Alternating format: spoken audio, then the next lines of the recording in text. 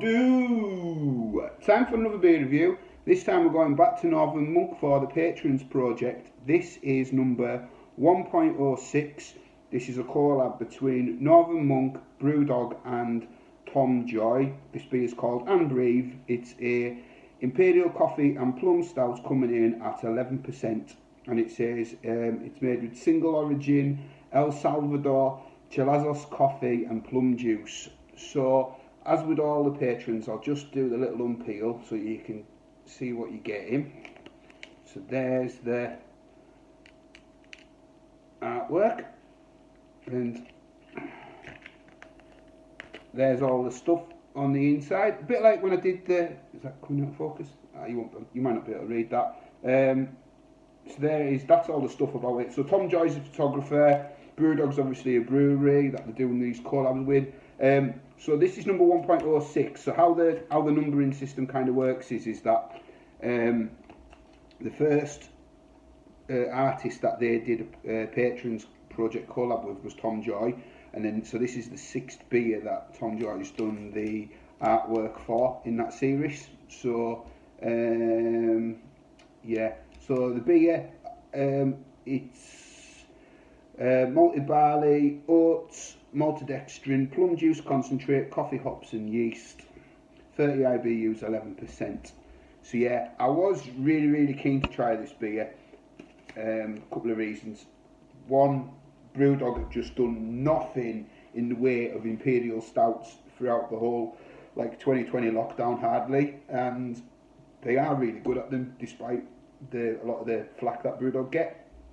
I do think they are good at Imperial stouts, and they did a collab with, just splattered everywhere, they did a collab with Northern Monk a couple of years ago called Tokyo Death, where Northern Monk took their recipe for death and Brewdog took their recipe for Tokyo Star, and they brought the two together to make this Imperial Stout, and it is amazing. It is absolutely fantastic.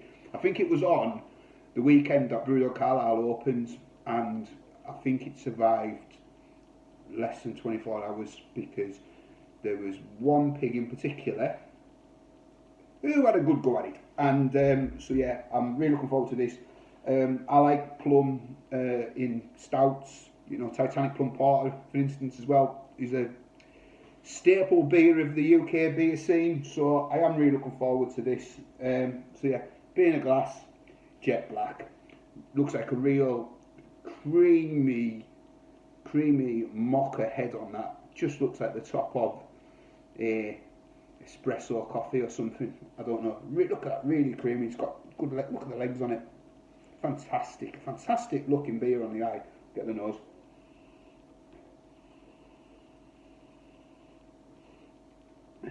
I'm getting dark chocolate, slight roastiness. I can smell the booze coming off it. There is a dark fruit in it, but I wouldn't say it's plum, but it does smell the part. Right, let's dive in. Cheers, everybody.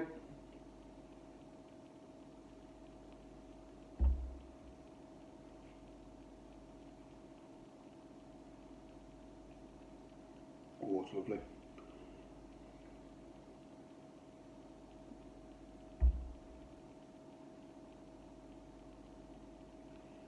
The body is so thick and it's just gliding down. You get hit with the coffee and the chocolate up front, and then you kind of get this boozy plum on the finish.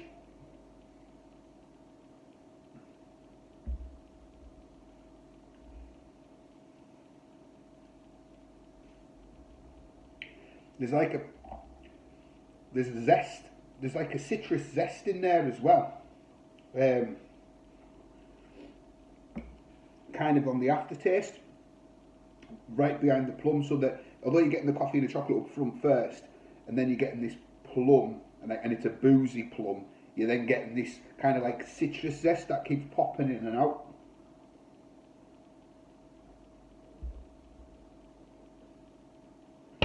Yeah.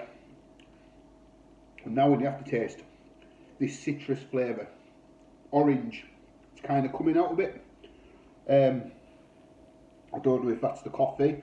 I'm not an expert in El Salvador Chelazos coffee. I'll see if it says anything in here. It's saying the first decisions to make were how big which coffee and which fruits would work.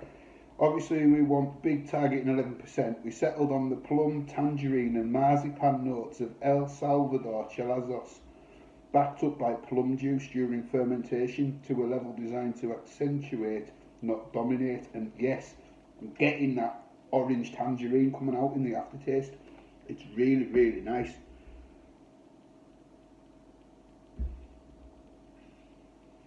I'm not getting marzipan, but if anything, I think the orange is dominating the plum. But the plum is there. But as I've had a couple of sips now, I'm starting to taste more of this orange in the aftertaste coming out rather than the plum. The coffee, the flavour of the coffee is still the major flavour in it, but I am getting this orange more than the plum. I really, really like this beer. You get a little bit of a boozy warmth off it, and the body backs up the fact that it's a high ABV beer.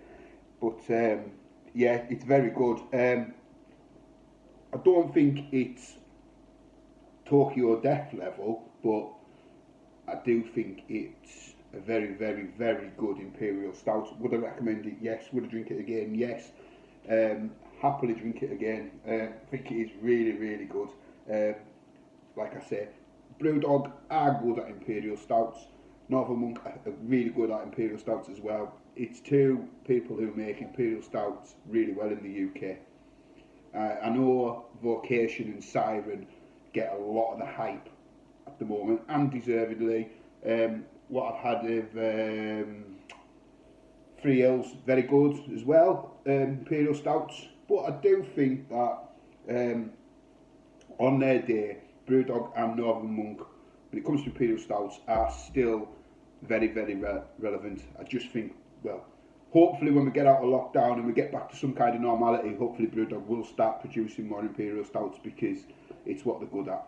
And they haven't done it, and I totally get it, because it's about margins and survival and whatnot. And yes, this is a Northern Monk beer first and foremost. You know, it's going in my Northern Monk playlist, it's not going in my Brewdog playlist, but it's just two breweries for me who do Imperial Stouts working well together. So happily recommend this beer. So that is 1.06. It's called And Breathe. It's a collab between Northern Monk and Brewdog, and the artwork is by Tom Joy, and it is a joy to drink. So thanks for watching, and on to the next one.